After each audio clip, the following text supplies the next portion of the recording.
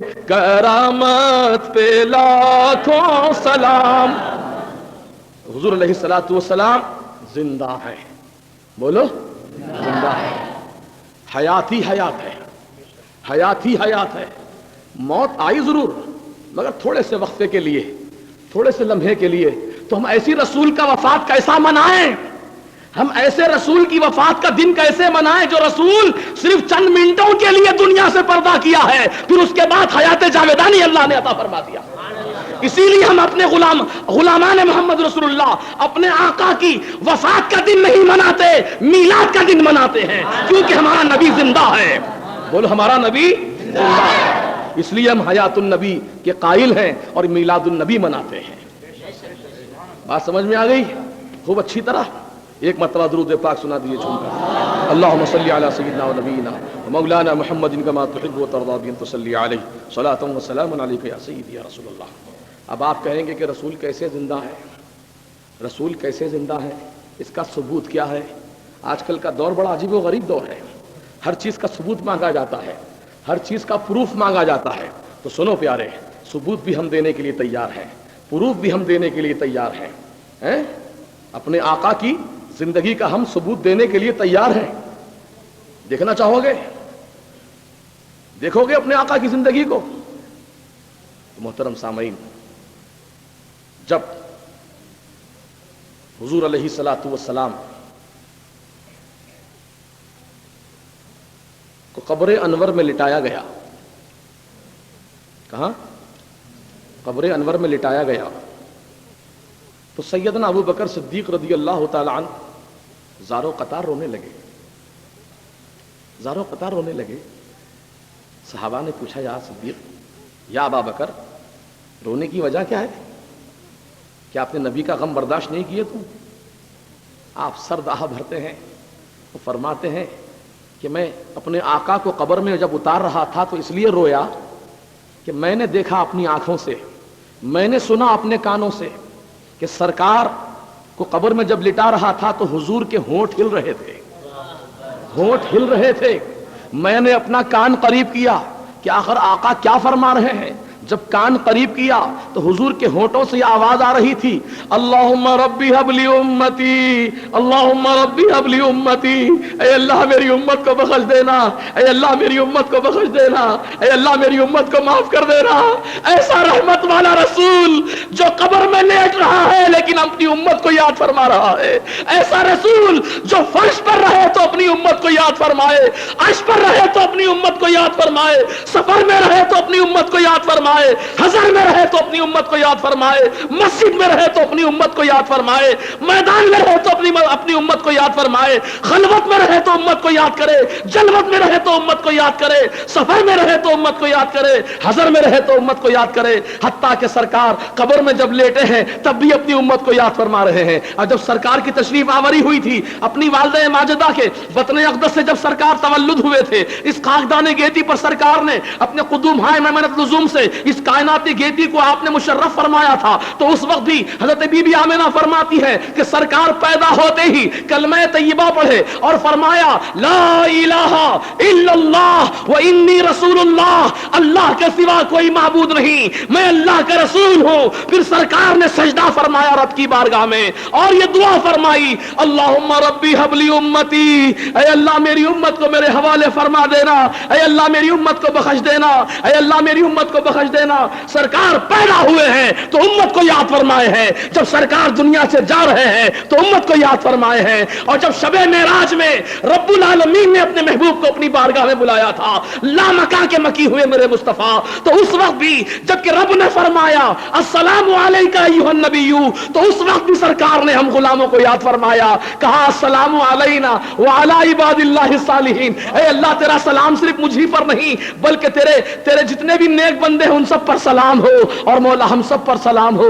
تو اللہ کے رسول اس وقت بھی ہم کو یاد فرمائے ہیں جب اللہ کی بارگاہ میں آپ تنہا تشریف فرما ہے. تو ہم غلاموں کا کیا کام ہے؟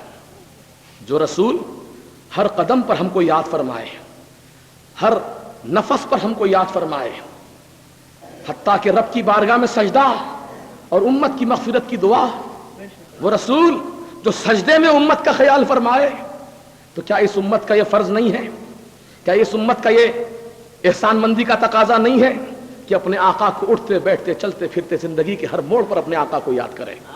بولو، یاد کرو گے؟ یقیناً یاد کریں گے، اور انشاءاللہ جب تک یہ جسم میں جان باقی ہے اپنے آقا کی یاد مناتے رہیں گے۔ اسی لیے تو سرکار اعلیٰ حضرت نے کیا پتے کی بات فرما دی، فرماتے ہیں خاک ہو جائیں عدو جل کے مگر ہم تو رضا، خاک ہو جائیں عدو جل کے مگر ہم تو رضا، دم میں جب تک دم ہے ذکر ان کا سناتے جائیں گے، دم میں جب تک دم ہے ذکر ان کا سناتے جائیں گے۔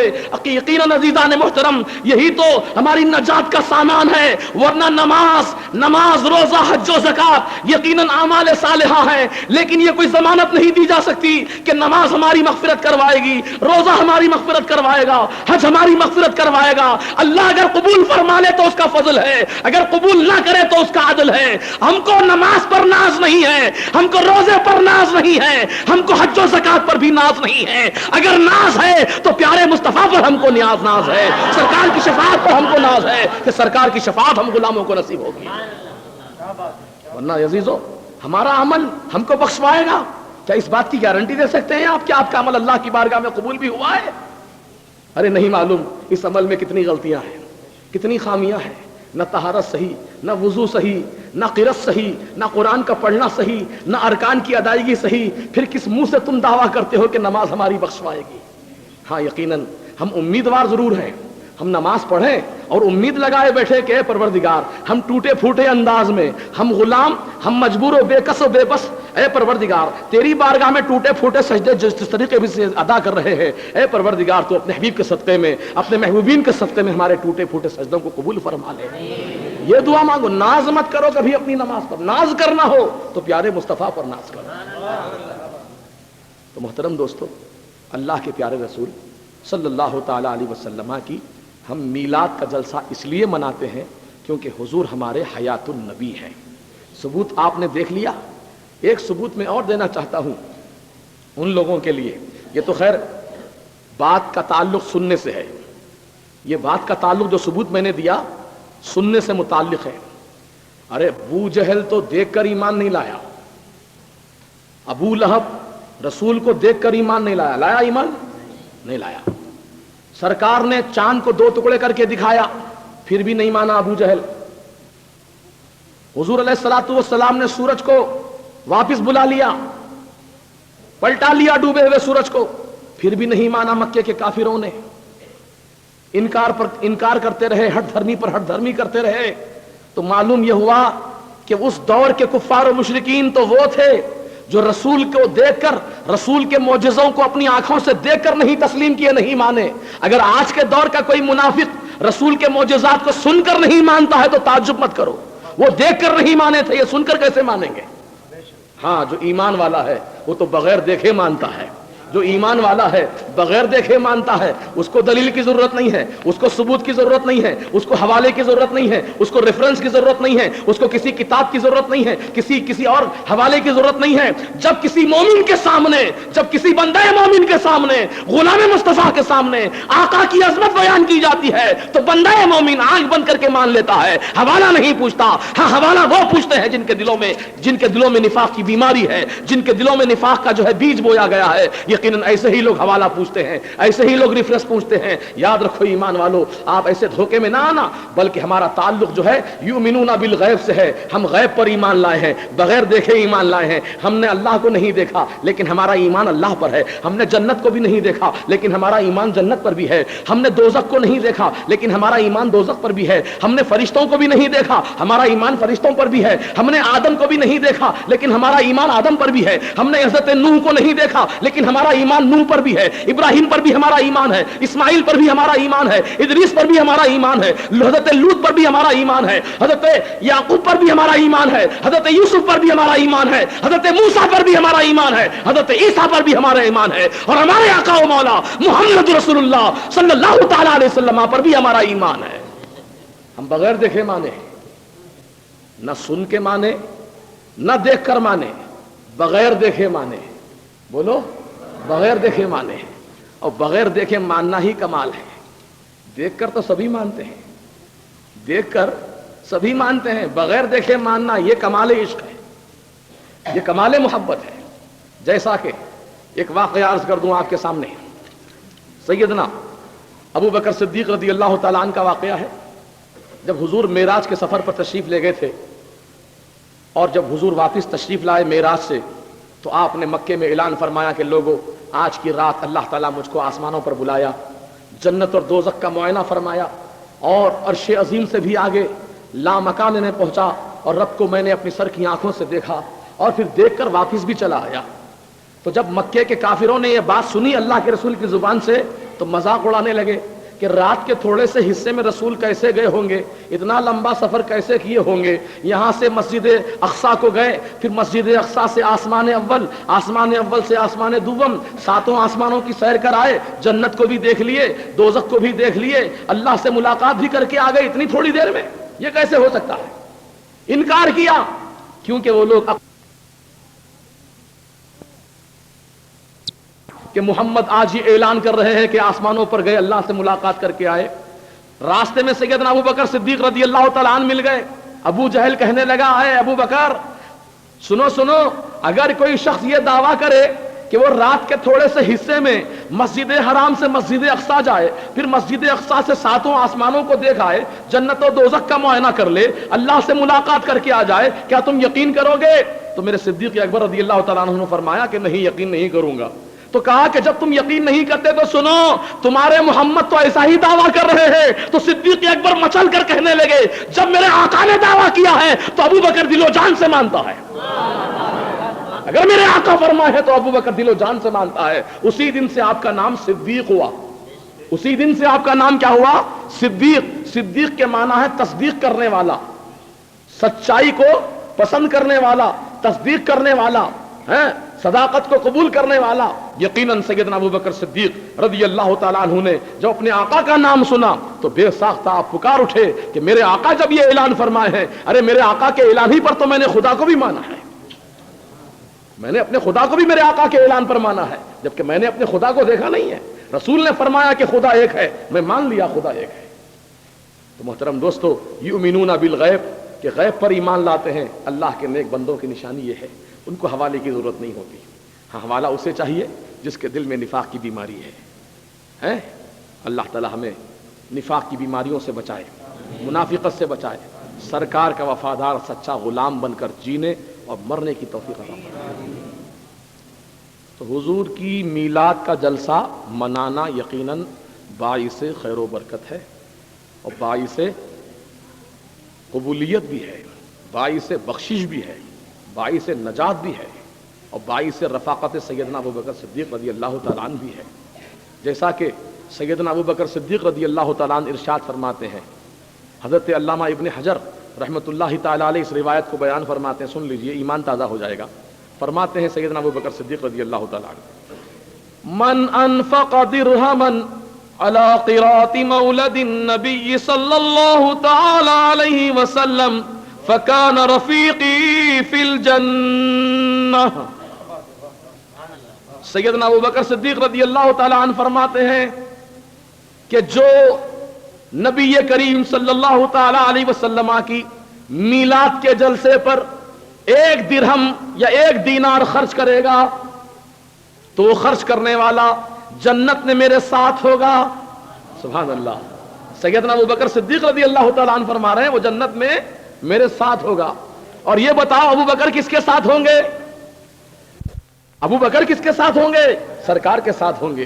اور رسول کی میلاد پر خرچ کرنے والے کس کے ساتھ ہوں گے؟ ابو بکر کے ساتھ ہوں گے۔ ہم ابو بکر کے ساتھ ہوں گے، ابو بکر رسول اللہ کے ساتھ ہوں گے۔ یقیناً ابو بکر کے صدقے میں رسول اللہ کی قربت ہمیں نصیب ہو جائے گی۔ محترم دوستو، یقیناً اس جلسے کے انعقاد میں جو حضرات اپنی رقم خرچ کیے ہیں، اپنا پیسہ لگائے ہیں یا محنت کیے ہیں، یقیناً وہ سیدنا صدیق اکبر رضی اللہ تعالیٰ عنہ کے اس فرمان کی روشنی میں وہ صدیق اکبر رضی اللہ تعالیٰ عنہ کے ساتھ جنت میں رہیں گے انشاءاللہ۔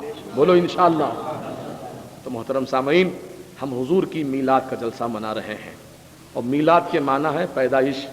میلاد کے معنی پیدائش، رسول کی پیدائش کا ذکر کرنے کو میلاد کہتے ہیں۔ تو حضور کی تشریف آوری کیسی ہوئی، اس تعلق سے میں مختصر سا بیان کر دوں گا تاکہ بات مکمل ہو جائے، جلسے کا مقصد بھی پورا ہو جائے۔ ہمارے حضرت علامہ مولانا ذاکر حسین صاحب رضوی قادری فنا نوری نے بھی حضور کی ولادتی سے متعلق آپ کے سامنے مفصل بیان فرمایا. میں بھی چاہتا ہوں کہ کچھ تبرکن تیمنن سرکار کی ولادت کا ذکر پاک آپ کے سامنے سنا دوں. دیکھیے، جب حضرت بی بی آمنہ کے بطن اقدس میں سرکار مدینہ صلی اللہ علیہ وسلم کا نور منتقل ہوا تو ہر مہینے میں، ہر ایک مہینے میں اللہ کے ایک نبی حضرت بی بی آمنہ کے خواب میں جلوہ فرما ہوتے اور یہ خوشخبری سناتے کہ اے آمنہ مبارک ہو، تمہاری گود میں سید المرسلین تشریف لائے ہیں.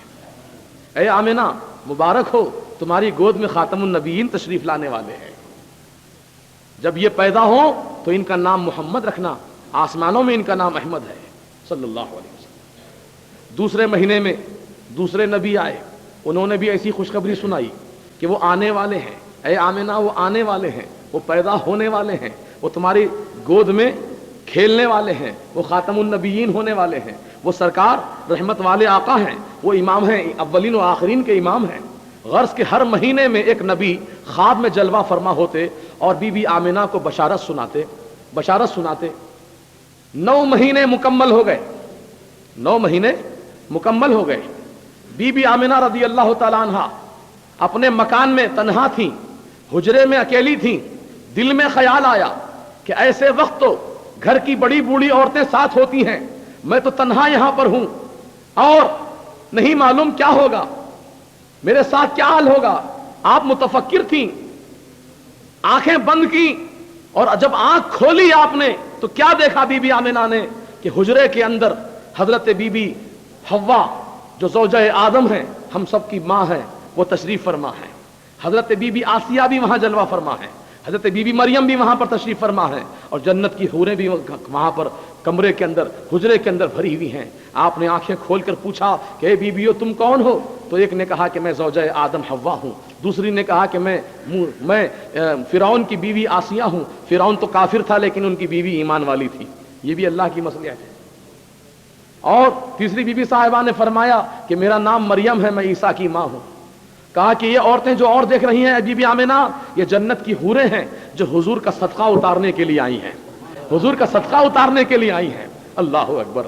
سرکار دو عالم علیہ الصلوۃ والسلام کی تشریف آوری ہو رہی ہے. کس انداز سے ہو رہی ہے؟ سوچو اے ایمان والو، اللہ تبارک و تعالیٰ نے کیسا اہتمام کیا اس وقت کہ اس وقت تمام فرشتوں کی مقدس جماعتیں بی بی آمنہ کی چوکھٹ کے سامنے صف باندھ کر کھڑی ہو گئی تھیں اور سب ہاتھ باندھ کر درود و سلام پڑھ رہے تھے اور ادھر کعبہ معظمہ جھوم جھوم کر اعلان کر رہا تھا کہ مرحبا مرحبا یا رسول اللہ، مرحبا مرحبا یا نبی اللہ. اے اللہ کے نبی خوش آمدید، اے اللہ کے نبی خوش آمدید، آپ تشریف لائے. اب آپ آئیں گے تو یقیناً بتوں کی نجاست سے مجھ کو نجات مل جائے گی اور کعبہ اللہ کا گھر ہو جائے گا. اللہ کا گھر، یہاں پر اللہ کی عبادت ہوگی. اور کعبے کے اندر جو 360 بت نصب کیے گئے تھے وہ سارے بتوں کو دور کرنے والا آ گیا. کعبہ جھوم جھوم کر خوشی منا رہا تھا، نہ صرف جھوم رہا تھا بلکہ بھی حضرت عبد المطلب ارشاد فرماتے ہیں کہ اس وقت وہ خانہ کعبہ کا طواف کر رہے تھے. انہوں نے دیکھا کہ خانہ کعبہ بی بی آمنہ کے مکان کی طرف جھکا جا رہا ہے، جھکا جا رہا ہے. اسی لیے اعلیٰ حضرت نے فرمایا کہ جن کے سجدے کو محراب کعبہ جھکی، جن کے سجدے کو محراب کعبہ جھکی، ان بھووں کی لطافت پہ لاکھوں سلام. حضور علیہ الصلوۃ والسلام کی تشریف آوری پر کعبہ بھی استقبال کیا ہے، جھوم کر سرکار کی آمد کا اعلان بھی سنایا ہے. اور حضرت جبرائیل امین کو پروردگار عالم نے حکم دیا کہ اے جبرائیل لے جاؤ 3 جھنڈے جنت سے. کتنے؟ 3 جھنڈے جنت سے لے جاؤ.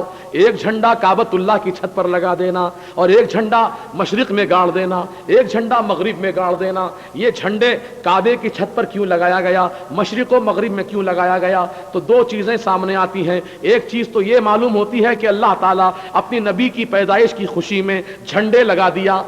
ہم آپ بھی جھنڈے لگاتے ہیں نا. یہ کس کی سنت ہے؟ اللہ کی سنت ہے، جبرائیل علیہ السلام کی سنت ہے. یہ بدعت نہیں ہے، یہ بدعت نہیں ہے جھنڈے لگانا نبی کی خوشی میں، یہ اللہ کی سنت ہے. اور وہ بھی کہاں؟ کعبے کی چھت پر جھنڈا لگایا گیا. غور کرو. اور ایک مشرق و مغرب میں جھنڈا لگایا گیا. بتلانا یہ مقصد تھا کہ وہ نبی جو سارے عالم کے لیے نبی بن کر آیا ہے، جو سارے عالمین کے لیے رحمت بن کر آیا ہے، اس کی نبوت کا دائرہ مشرق سے مغرب تک چہار دانگے عالم میں ہوگا، ہر جگہ اس کی نبوت و رسالت جاری رہے گی، اور وہ پیدا ہوگا مکے میں. یہ مکے میں جھنڈا لہرا دیا گیا ہے، وہ پیدا ہوگا مکے میں، لیکن اس کی حکومت مشرق سے مغرب تک ہوگی. اللہ تبارک و تعالیٰ نے کیسا اہتمام کیا سوچو.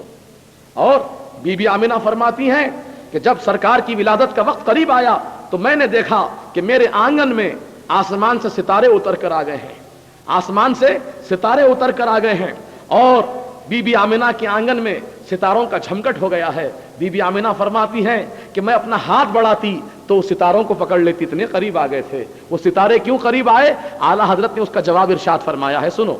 فرماتے ہیں صبح طیبہ میں ہوئی بٹتا ہے باڑا نور کا، صبح طیبہ میں ہوئی بٹتا ہے باڑا نور کا، صدقہ لینے نور کا آیا ہے تارا نور کا، صدقہ لینے نور کا آیا ہے تارا نور کا. اعلیٰ حضرت امام احمد رضا فرماتے ہیں کہ جب تک یہ نور مصطفیٰ آسمانوں میں تھا تو یہ آسمان پر چمکنے والے ستارے نور مصطفیٰ سے اچھل اچھل کر نور کا صدقہ لیا کرتے تھے. جب یہ نور مصطفیٰ بی بی آمنہ کے آنگن میں آیا تو ستارے جھک جھک کر نبی کے نور کا صدقہ لینے کے لیے چلے آئے. صبح طیبہ میں ہوئی بٹتا ہے باڑا نور کا، صدقہ لینے نور کا آیا ہے تارا نور کا. پھر فرماتے ہیں اعلیٰ حضرت کہ میں گدا تو بادشاہ، یا رسول اللہ میں گدا تو بادشاہ بھر دے پیالہ نور کا، میں گدا تو بادشاہ بھر دے پیالہ نور کا، نور دن دونا تیرا دے ڈال صدقہ نور کا، نور دن دونا تیرا. یا رسول اللہ ہر لمحہ آپ کی نورانیت میں اضافہ ہی اضافہ ہے. وَلَلْآخِرَةُ خَيْرٌ لَكَ مِنَ الْأُولَىٰ، ہر آنے والی گھڑی پچھلی گھڑی سے بہتر ہے نبی آپ کے لیے.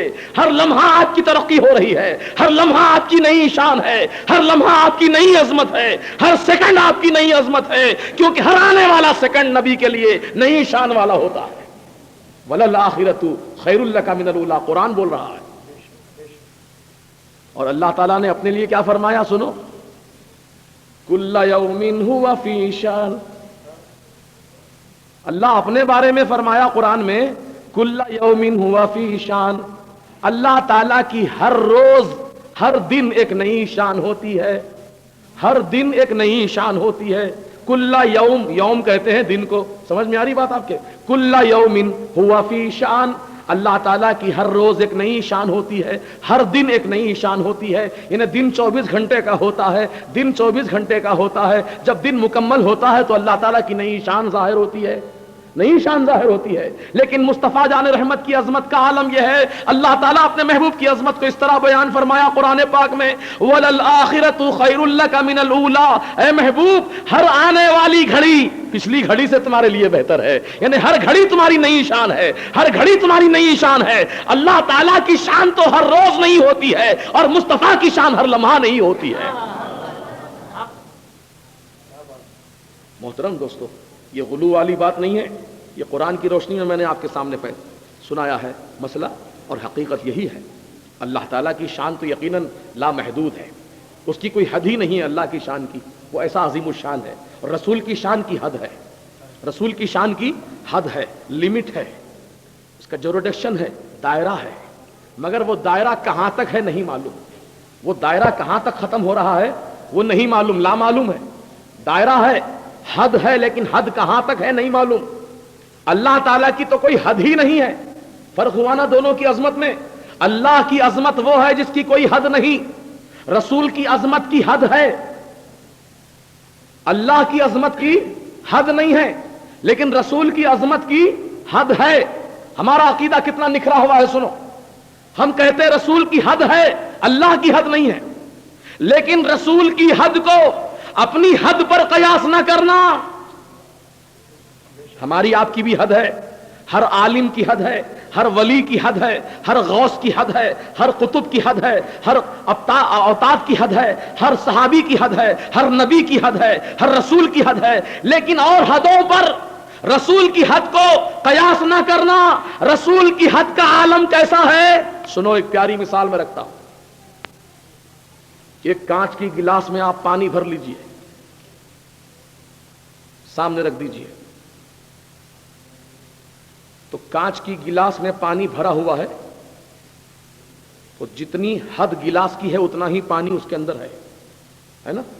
حد سے باہر نہیں ہے پانی، حد میں ہے، دائرے میں ہے. اور وہ حد کتنی چھوٹی ہے، گلاس کی حد کتنی چھوٹی ہے، ایک نظر ڈالو تو فوراً پتا چل جاتا ہے کہ کتنا پانی ہے گلاس کے اندر. ایک نظر میں پہچان لیتے ہیں، ہے نا. ایک نظر میں، ایک لمحے سے بھی کم وقفے میں ہم جان لیتے ہیں، پہچان لیتے ہیں کہ گلاس میں کتنا پانی ہے. گلاس کی حد معلوم ہو جاتی ہے. لیکن سمندر اس کی بھی حد ہے. سمندر بھی اپنی حد کے اندر ہی ہے، حد سے باہر نہیں ہے. گلاس کا پانی بھی حد میں ہے، حد سے باہر نہیں ہے. لیکن سمندر کی حد میں اور ایک گلاس پانی کی حد میں فرق ہے. ایک گلاس پانی کی حد کو سمندر کی حد کی طرح نہ سمجھنا. گلاس کے پانی کی حد کو سمندر کے پانی کی طرح نہ سمجھنا. گلاس کے پانی کے معاملہ تو ایسا حد یہ ہے کہ ایک نظر میں حد معلوم ہو جاتی گلاس کے پانی کی. لیکن سمندر کی حد دوڑو تو نہیں معلوم ہوگی کہاں ختم ہو رہی ہے، کہاں ختم ہو رہی ہے. دوڑو تو نہیں معلوم ہوگی، بھاگو تو نہیں معلوم ہوگی کہاں ختم ہو رہی ہے. تو عزیزان محترم، آپ کی ہماری بھی حد ہے اور رسول کی بھی حد ہے. آپ کی ہماری حد کی مثال ایک گلاس پانی کی طرح ہے. ایک نظر میں پتا چل جاتا ہماری حیثیت کیا ہے، ایک نظر میں پہچان لیے جاتے ہیں ہماری حقیقت کیا ہے. لیکن نبی کی حیثیت کو بھاگو تو پتا نہیں چلے گا، دوڑ لگاؤ تو پتا نہیں چلے گا. ارے فخر الدین رازی رحمت اللہ علیہ، حضرت امام غزالی رحمت اللہ علیہ رسول کی حقیقت جاننے کے لیے سرگرداں رہے، لیکن حقیقت مصطفیٰ کو نہیں پہچان سکے. اور یہی کہہ کے گزر گئے کہ بعد از خدا بزرگ تو یہ قصہ مختصر، کہ اللہ کے بعد اگر کوئی عظمت والے ہیں تو یا رسول اللہ آپ کی ذات ہے. محترم دوستو، تو اللہ کے رسول کی حد ہے، ہماری بھی حد ہے. لیکن اپنی حد کو رسول کی حد کی طرح نہ سمجھنا. ہماری حد میں رسول کی حد میں بہت فرق ہے. اللہ تعالیٰ ہم کو اور آپ کو صراط مستقیم پر قائم و دائم رکھے. تو محترم سامعین کرام، تو اللہ کے رسول صلی اللہ تعالیٰ علیہ وسلم کی تشریف آوری ہو رہی ہے. وہی بات سنا رہا تھا آپ کو میں، تشریف آوری ہو رہی ہے اور فرشتے صف باندھ کر کھڑے ہیں اور آسمان سے ستارے حضور کی آمد کی خوشی میں بی بی آمنہ کے آنگن میں اتر آئے ہیں اور سب خوشیوں کا اظہار کر رہے ہیں. اس وقت مشرق کے رہنے والے جانور مغرب کے رہنے والے جانوروں کو مبارکبادی دے رہے تھے، خوشخبری سنا رہے تھے. مبارک ہو، مبارک ہو، اللہ کے رسول رحمت والے آقا تشریف لا رہے ہیں. جانور بھی خوشی منائے ہیں. غور کرو، جانور بھی خوشی منائے ہیں. کائنات کا ذرہ ذرہ خوشی منایا ہے. اگر کوئی خوشی نہیں منایا ہے اس وقت میں اگر کوئی خوشی نہیں منایا ہے تو وہ ابلیس تھا، وہ شیطان تھا جو پہاڑوں سے سر ٹکرا ٹکرا کر غم و غصے کا اظہار کر رہا تھا کہ میری موت کا سامان آ گیا، میری تباہی کا سامان آ گیا، میری بربادی کا سامان آ گیا. یعنی ابلیس نہ غم کا اظہار کر رہا تھا اور ساری کائنات خوشی کا اظہار کر رہی تھی. تو اب جو رسول کی آمد کی خوشی مناتے ہیں گویا وہ پورے کائنات کے طریقے پر عمل کر رہے ہیں، اور جو رسول کی خوشی نہیں مناتے ہیں وہ ابلیس کے طریقے پر عمل کر رہے ہیں. ہے نا؟ بالکل کلیئر کٹ معاملہ ہے، اس میں کوئی دو رائے نہیں ہے. ہمیں یہ اللہ کا کرم ہی تو ہے، اللہ نے ہم کو توفیق دی خوشی منانے کی. محترم سامعین کرام، واقعات اتنے طویل اور تفصیل سے ہیں کہ زندگی بھر بھی اگر بیان کیے جائیں تو مکمل نہیں ہو سکتے. لیکن یہ فقیر مسلسل کئی دن سے بول رہا ہے، اور جیسا کہ میں نے اپنے اعلیٰ حضرت کا شعر سنایا کہ دم میں جب تک دم ہے ذکر ان کا سناتے جائیں گے، تو انشاءاللہ اس فقیر کی بھی جان میں جب تک جان ہے اپنے آقا کا ہم ذکر کرتے ہی رہیں گے. کبھی ہم پیچھے نہیں ہٹیں گے اپنے آقا کا ذکر سنانے سے انشاءاللہ العزیز المکرم. تو بس آج کی اس محفل میں جو میں نے آپ کے سامنے باتیں بیان کی ہیں یہ کافی اور وافی اور شافی ہیں. اگر ہم اس پر عمل پیرا ہو جائیں، اس کو اپنے دل کی دنیا میں آباد کر لیں. نصیحت کی باتیں میں نے آپ کے سامنے کچھ بیان کی تھی ابتدا میں، اور سرکار کی عظمت بھی میں نے آپ کے سامنے بیان کی ہے.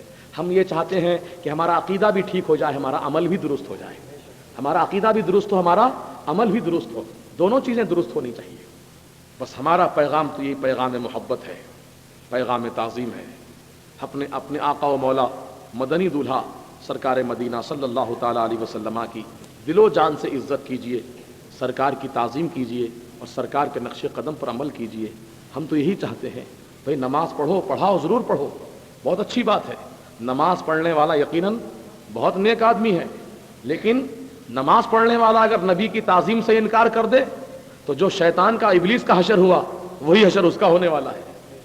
سوچو، ابلیس کیا نماز کم پڑھا تھا اللہ کی بارگاہ میں؟ ارے کروڑوں سال عبادت کیا اللہ تعالیٰ کی، کروڑوں سال عبادت کیا، لیکن ساری عبادتیں اس کی ناس کر دی گئیں، ساری عبادتیں اس کی نیست و نابود کر دی گئیں. کیوں؟ اس لیے کہ نبی کی تعظیم کرنے سے انکار کیا تھا، حضرت آدم کے سامنے جھکنے سے انکار کیا تھا، اس لیے اللہ تعالیٰ نے اس کی عبادتوں کو ضائع کر دیا اور فرمایا فخرج منہا فإنک رجیم، نکل جا میری جنت سے، تو مردود ہو گیا.